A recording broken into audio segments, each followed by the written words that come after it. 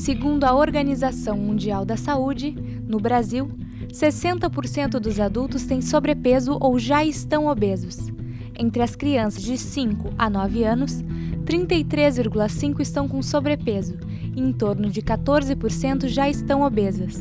A associação entre sedentarismo e maus hábitos alimentares contribui de maneira significativa para o aumento das doenças cardiovasculares. Doença cardiovascular, pressão alta, hipertensão, que todo mundo tem. Eu sou portador dessa doença. Não, eu acho que derrame, não conheço muitas, não. Eu conheço diabetes, eu tenho, sei lá, uma família, acho que meu avô tem diabetes.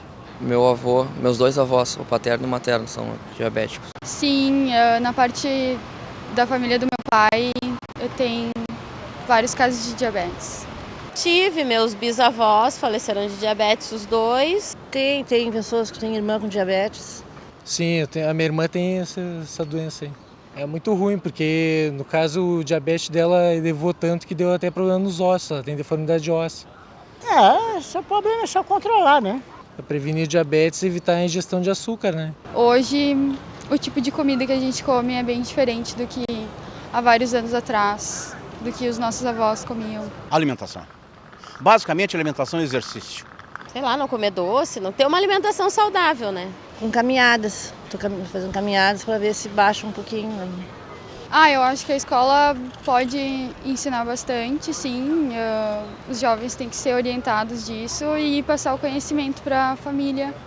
Ajudar nessa daí, de orientar os lugares, comer coisas certas, fazer atividades esportivas. Se nós não educarmos os nossos filhos a termos essa alimentação adequada, uma alimentação sadia, e com a prática do exercício, nós vamos ter obesos no futuro, com doenças cardiovasculares também sérias no futuro. Acho que a família. A escola tu vai lidando com o dia a dia, mais ou menos. Mas a família é fundamental. Acho que as duas, né? Deveria vir de casa já a orientação e a escola deveria reforçar. Buscando conhecer melhor a alimentação, os hábitos e as atividades dos adolescentes, está sendo desenvolvido em todo o Brasil o projeto ERICA, Estudo de Risco Cardiovascular em Adolescentes. O projeto é uma iniciativa do Ministério da Saúde, em parceria com universidades e centros de pesquisa. Em nosso estado, ele está sendo desenvolvido pela URGS, em parceria com o Hospital de Clínicas, e é coordenado pela professora Beatriz Chan. Queria agradecer a tua presença aqui e queria que tu falasse um pouquinho sobre a tua trajetória profissional e acadêmica, desde a graduação até o doutorado. Obrigada, eu que agradeço o convite. Acho que é bem importante a gente passar esse tipo de experiência para os novos profissionais que vêm vindo aí. Eu sou endocrinologista de formação, então após terminar a medicina eu fiz residência médica em endocrinologia e o nosso programa de residência no Hospital de Clínicas é muito forte na área de pesquisa. Então ao final da residência eu me propus a fazer o mestrado e depois o doutorado. E o grupo trabalha muito com diabetes e suas complicações. E na época eu trabalhei com diabetes e exercício, depois especificamente relações com a cardiologia. E à medida em que eu fui terminando o doutorado, na ocasião eu trabalhava no Instituto de Cardiologia e a relação entre diabetes e doença cardíaca é muito forte. E lá foi o local onde eu comecei a fazer pesquisa como uma pessoa, como uma coordenadora das minhas pesquisas, né? A partir que termina o doutorado, a gente se propõe a organizar pesquisas e lá que eu comecei. Então, essa foi uma oportunidade única, o fato de estar numa instituição em que a gente atende apenas pacientes cardiopatas. E por muitos anos eu trabalhei lá, tanto em assistência como em pesquisa. E entrei aqui na URGS como professora em 2007. E realmente, assim, o meu currículo se tornou muito voltado para essa área por essas características aí, tanto do grupo com que eu fiz o mestrado e doutorado, como na instituição que eu trabalhei por muitos anos, né? E aí foi daí que veio, subsequentemente, uma série de linhas de pesquisas relacionadas, em geral, com o diabetes ou a endocrinologia e as doenças cardiovasculares. Como surgiu esse interesse, então, em pesquisar essa área? Então, o diabetes é uma doença que vem aumentando muito a sua prevalência por causa do aumento muito da prevalência de obesidade, em especial, e especialmente no mundo ocidental. E se vê que as complicações relacionadas à doença, elas têm uma série de questões a serem estudadas até para se trabalhar em cima da prevenção. Então, é uma linha ampla de pesquisa e a causa principal de morte dos pacientes com diabetes, tanto diabetes da juventude, que a gente chama de diabetes tipo 1, como diabetes do tipo 2, é a doença cardíaca. Então, é muito importante que existam grupos que trabalhem na análise dessas questões para prover novos dados para prevenção, mais do que simplesmente o tratamento, que eventualmente já está atrasado quando a gente chega a tratar as doenças e não preveni-las. A obesidade ela vem crescendo muito, principalmente nos adolescentes, né? Quais são as principais causas e os riscos dessas doenças na vida adulta? Então, se vê essa prevalência aumentada de obesidade em todas as faixas etárias, inclusive na adolescência. E claro que um percentual muito grande de adolescentes que têm sobrepeso ou obesidade vão ter esse tracking, que a gente chama, quer dizer, manter essa obesidade na idade adulta. E nós sabemos que a obesidade se relaciona em longo prazo com doenças crônico-degenerativas, especialmente o diabetes, as dislipidemias, a hipertensão e a própria cardiopatia isquêmica. Então, é muito importante o trabalho junto à criança e ao adolescente, que estão tendo cada vez maior aumento nessa prevalência, para tentar prevenir esse desenvolvimento. A gente sabe que a obesidade tem crescido muito por alguns fatores pontuais, que é uma alimentação inadequada, o aumento muito grande de ingestão de refrigerantes e fast food, a facilidade de acesso aos alimentos muito calóricos e também em associação à redução de atividade física ou mesmo aumento do comportamento sedentário, que são duas coisas diferentes, né? A gente pode ter atividade física bastante, mas ter também um comportamento sedentário frente aos jogos, ao computador, que é um comportamento que provê uma necessidade assim impede um gasto energético maior. Né? Quais são as melhores formas que tu vê de combater essa doença na infância e na adolescência? Nós temos uma experiência com um trabalho que nós publicamos esse ano, que nós temos uma revisão sistemática de estudos que avaliaram medidas educativas sobre o peso, pressão arterial, lipídios e a própria glicose em crianças e adolescentes, e também uma revisão sistemática sobre o exercício e a prevenção da obesidade. Os dados foram discretos, assim, mas em crianças já com obesidade, as ações educativas, especialmente em nível de escola, especialmente com mais de 6 meses de duração, foram positivas em diminuir o risco de obesidade dessas crianças, reduzir a pressão arterial, o que foi um dado positivo, mas menor do que a gente gostaria, vamos dizer assim. Já as intervenções em exercício nas escolas não foram positivas, talvez porque elas precisassem ter sido mais intensas naqueles estudos que nós avaliamos. Eu ainda acho que mesmo com esses resultados não tão entusiasmantes do que a gente tem na literatura, que a gente deve se esforçar para trabalhar um aumento de atividade física, redução do comportamento sedentário e orientação, educação alimentar na escola e junto às famílias, para a gente poder prevenir a obesidade na criança e no adolescente.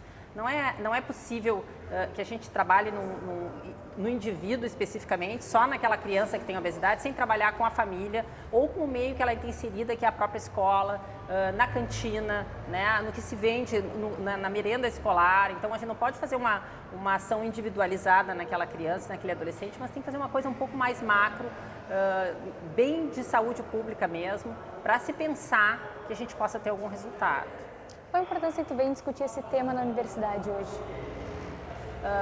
A universidade é um fórum para se discutir os temas palpitantes, né?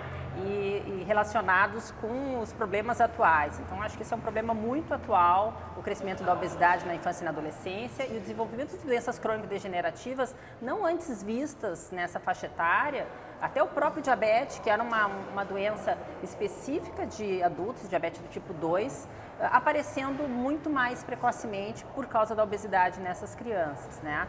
Então, eu acho que a importância do tema, ela tem que ser trazida e a gente tem muitos alunos, assim, tanto de graduação como de pós-graduação, que mostram interesse no tema e cada um dentro das suas vocações, né? Eu tenho alunos da nutrição, da educação física, da fisioterapia, da medicina, né? São vários alunos que trabalham comigo no grupo de pesquisa, que cada um está interessado no foco desse problema. Esse problema é um problema multidisciplinar, né? E eu acho que isso é bem importante dentro da universidade.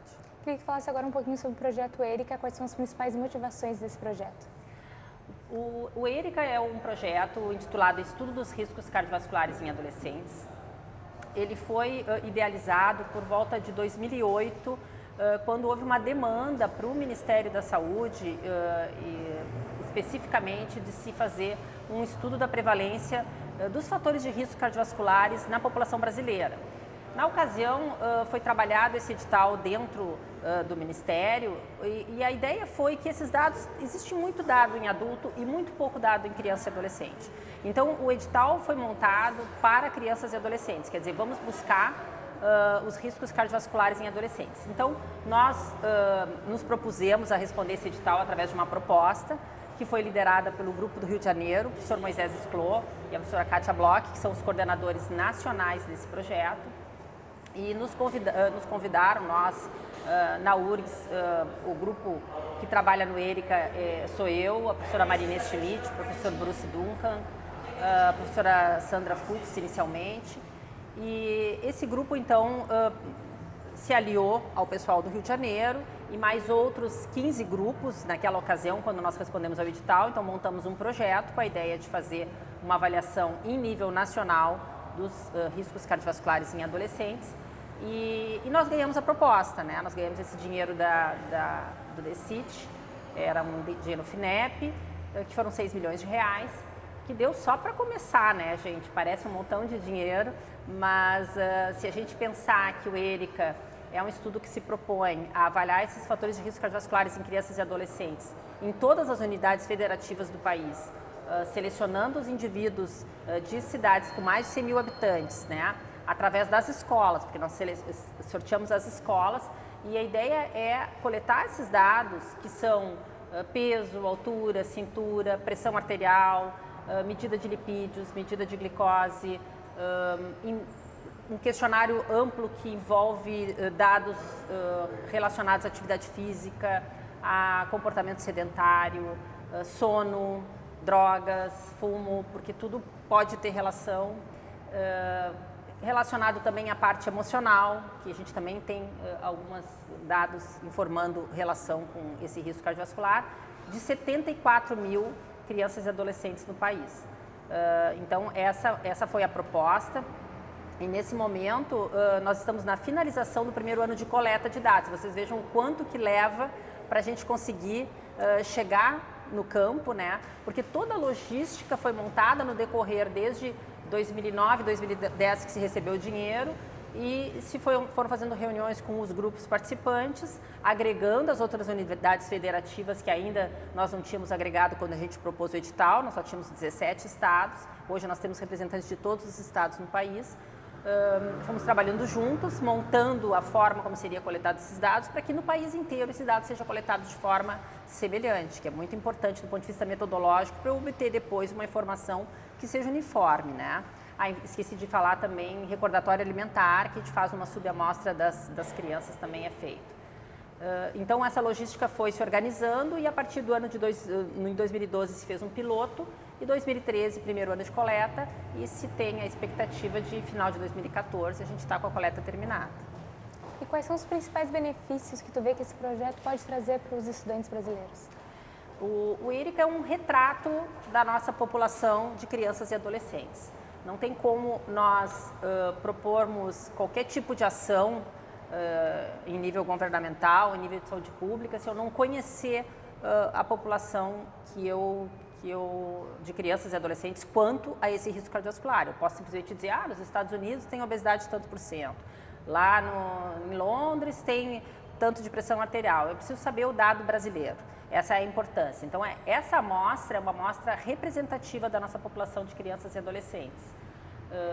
A partir desses dados que nós vamos coletar, que é uma infinidade de informações, nós vamos trazer o dado principal, que é a prevalência de hipertensão, a prevalência de obesidade, de sobrepeso, de diabetes, de dislipidemia e esses outros comportamentos relacionados à obesidade e às doenças crônico-degenerativas, nós vamos conhecer essa informação.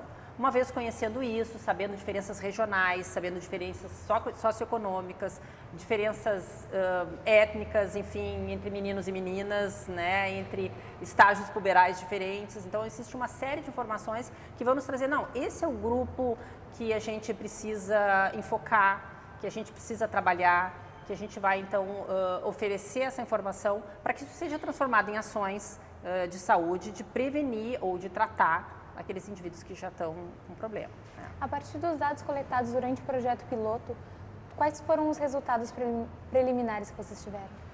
O piloto foi desenvolvido em 2012 em algumas cidades do Rio de Janeiro, em Campinas, Botucatu, Cuiabá. E nessas cidades se coletou dados de mais de 1.000 crianças e adolescentes, entre 12 e 17 anos, né? Eu acho que eu não falei antes. Com esse piloto se pôde observar de fato que nós temos assim, uma prevalência de obesidade, né? O sobrepeso é mais que isso, mas obesidade de 10%. Pressão arterial elevada, 10%. Cabe lembrar que a pressão arterial se mede em 2 medidas, é feita uma média, que é o método mais adequado, com a criança bem sentadinha, bem descansada, mas sabe como é que é? Criança sentadinha descansada não é muito fácil. Então esse valor pode ser um pouco superestimado, né? Mas de qualquer maneira foi feito tudo na forma mais adequada possível dentro da situação do grupo de alunos, bolsistas, trabalhando dentro das escolas.